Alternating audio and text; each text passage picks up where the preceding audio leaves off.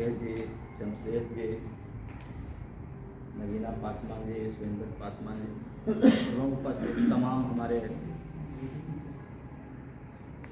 आगंतुक लोग जो इस विषम परिस्थिति में जो वर्तमान में जो देश में बनी हुई है,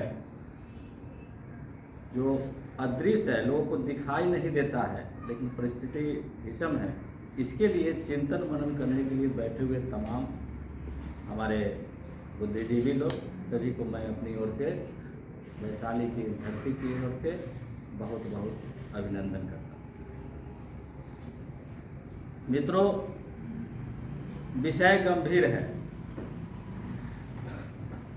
लेकिन हम सब इतने आनंद में हैं कि आनंद में जब आदमी होता है तो उसे दर्द बहुत कम महसूस होता है। यह स्थिति बनी हुई है तमाम लोगों को, मैंने आम पब्लिक की, जिसके बारे में आप चिंता कर रहे हैं, उनकी यह स्थिति बनी हुई है। वह अभ्यस्त हो चुके हैं कि इसी तरह होता है और इसी तरह होते रहेगा। सही बात। उनको सिर्फ उसी विषय पर भरोसा हो चुका है। यहाँ पर हम लोग जो बैठे हैं जिस विषय पर, बातें हो सकती है, लेकिन इम्प्लीमेंट जो चाहते हैं हम सभी, वह होना बहुत मुश्किल है। लेकिन ये नहीं कहा जा सकता है कि नहीं हो सकता है, हो सकता है, कुछ भी हो सकता है।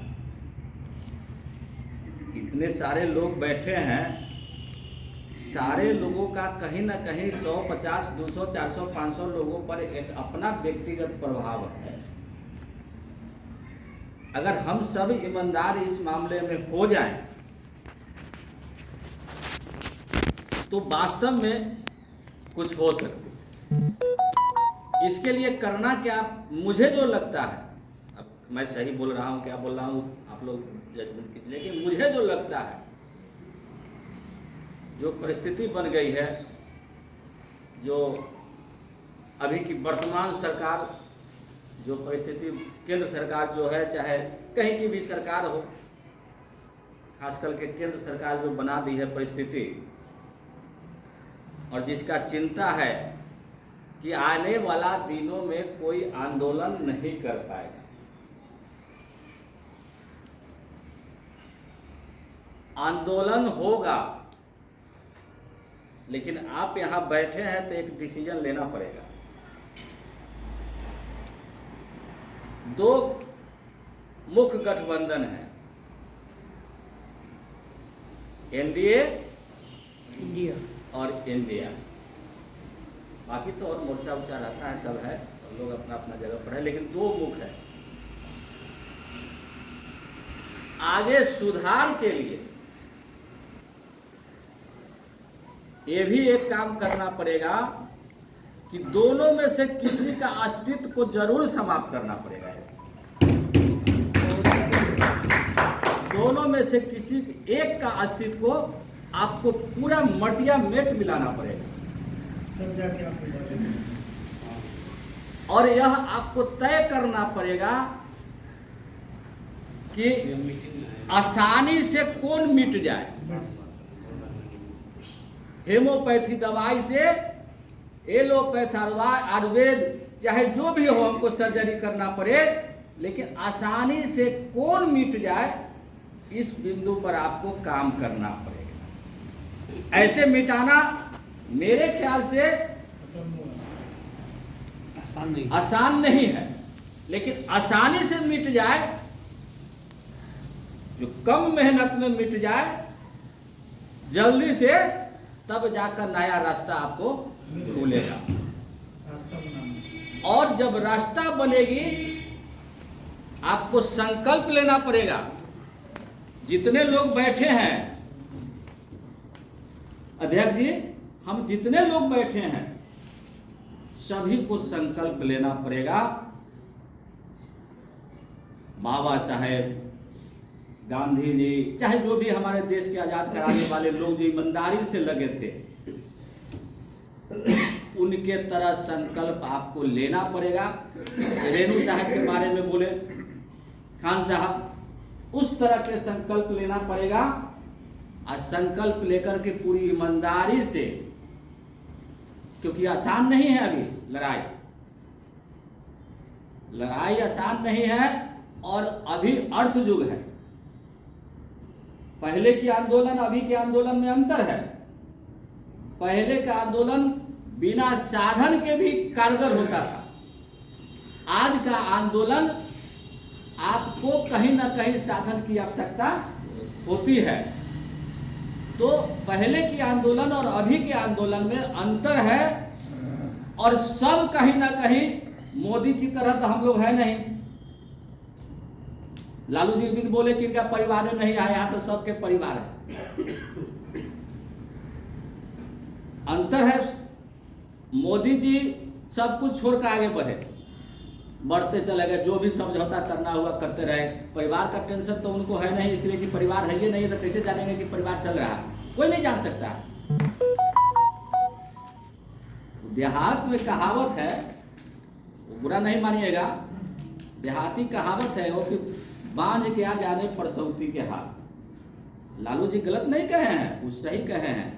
वो क्या जान सकते हैं कि परिवार कैसे चलता है? वो तो अडानी अंबानी क्या परिवार तो सबको बोलते हैं, लेकिन कंठ से ऊपर, अंदर में नहीं। अगर अंदर में परिवार अगर होता वास्तव में, तो वो तो सामाजिक न्याय के लोग हैं। क्या वो तो सामाजिक न्याय के लोग हैं। अगर अंदर में परिवार उनका होता कि सभी लोग परिवार हमारा है, तो जिस दिन वो 10% आरक्षण दे रहे थे, उसी दिन बाकी को उसके संख्या के आधार पर आरक्षण देते थे। बिल्कुल, वो आपका नहीं है।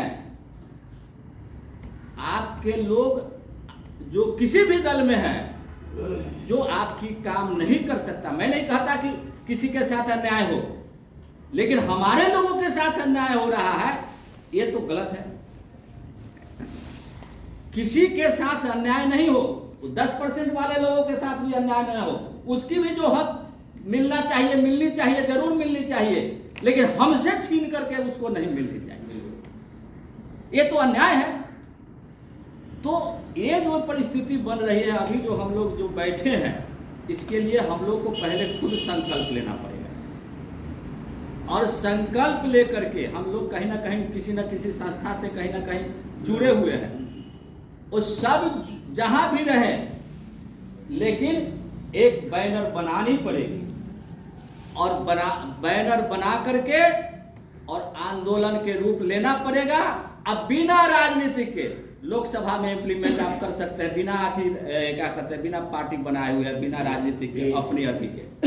आपको चलना पड़ेगा जज के रूप में जनता के बीच में। कैसे कि भाई आप पार्टी में बंट जाते हो, आप धर्म में बंटते हो, आप जाति में बंटते हो, और जब तक आप यह करते रहोगे तब तक आपका कल्याण नहीं हो सकता। आपको खुद अपने लिए सोचना है।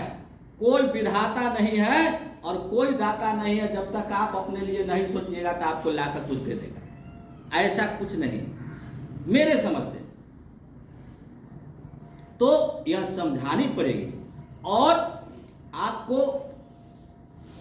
एक यह है कि संपूर्ण की बात करनी पड़ेगी। माने गौर कीजिए, थोड़ा सा इधर भी ध्यान दीजिएगा। एक तो या तो आप संपूर्ण की बात करनी पड़ेगी एजेंडा पर, और नहीं तो जैसे हिंदू मुस्लिम करके उसने तोड़ने का काम किया, उसी तरह आपको भी तोड़ना पड़ेगा। और तोड़ना किस आधार पर पड़ेगा? आपको जगदेव बाबू की बात करके कि 100 में 90 शोषित है, 90 भाग हमारा है, 10 का शासन 90 पर नहीं चलेगा तो नहीं चलेगा। उस तरह से आपको तोड़ देना पड़ेगा समाज को। 10% को अलग छांटना पड़ेगा, 90 को आपको गोलबंद करना पड़ेगा। और किसी की भी कीमत पर लोगों को संकल्प दिलाना पड़ेगा कि हमारा जो 90% लोग हैं, हमारा वोट 90% को उसी पर पड़ना चाहिए, 90% के लोगों पर। एक भी जब जिस दिन संसद में नहीं जाएगा वो उस दिन आपसे मांगेगा। अभी आप मांगते हैं आपका वोट और आप मांगते हैं, उस दिन वो मांगेगा हम उसको भी देंगे। ये भी संकल्प लेकर चलना पड़ेगा। उसका जो अधिकार है सो उसको मिलना चाहिए। हम किसी के साथ बेईमानी नहीं करेंगे, लेकिन हमारे लोगों के साथ जो अभी तक होते आया है वो नहीं। इसके लिए 90% लोग पहुंचेगा। एक है कि कानून बन रहा है, अभी कानून जो आया है कि आंदोलन करने पर आंदोलन रोक दिया जाएगा। जब आपका आदमी वहां 90% रहेगा तभी ना आप कानून बना लीजिएगा। आपका लोग तो है, अभी वो बहुमत में है, लेकिन वो किसके साथ खड़ा है? वो सारे लोग शिखंडी के रोल में है, अपने अपने स्वार्थ में।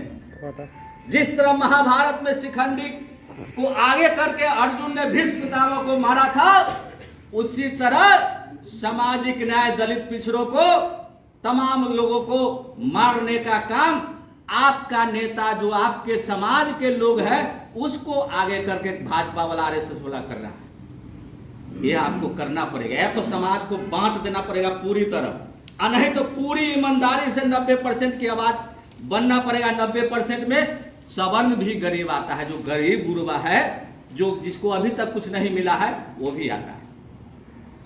इस तरह से बांट करके आपको काम करना पड़ेगा और इस संकल्प लेना पड़ेगा, हम सबको लेना पड़ेगा और एक प्लेटफॉर्म तैयार करनी पड़ेगी, और करके न्यूट्रल भाव से जनता के बीच में हम लोग को उतरना पड़ेगा और किसी न किसी को खत्म कर देना पड़ेगा, वो चाहे इंडिया हो या एनडीए हो। और जिस दिन आप खत्म कर दीजिएगा, 24 में अगर खत्म कर दिए दोनों में से किसी एक को, तो 25 का विधानसभा चुनाव मैं दावे के साथ कहता हूं कि ये जो लोग बैठे हुए हैं, आप जो तय कीजिएगा वो 25 में यहां पर बिहार में दिखेगा, उधर एनडीए भी और महागठबंधन भी दोनों साफ होगा।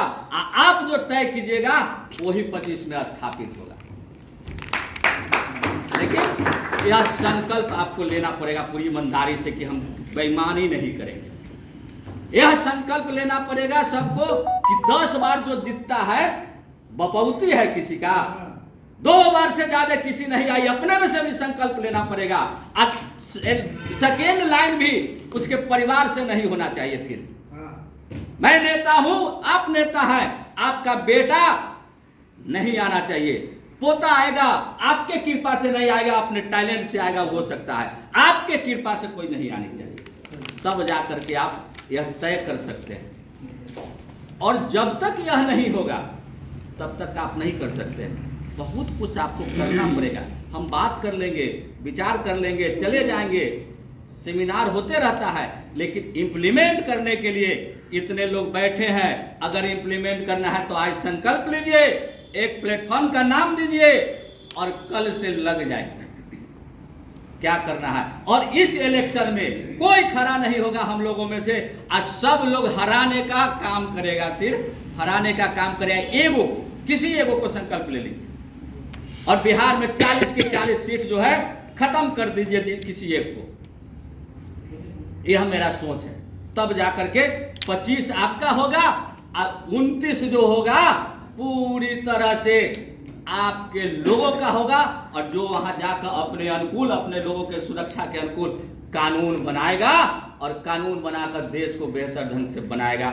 इस ढंग से करेगा। तब जब हम लोग संकल्प लेकर जैसे चलेंगे, तब संकल्प नहीं लीजिएगा नहीं हो पाएगा। इसी के साथ चूंकि बहुत टाइम भी हुआ, बहुत और लोग भी है।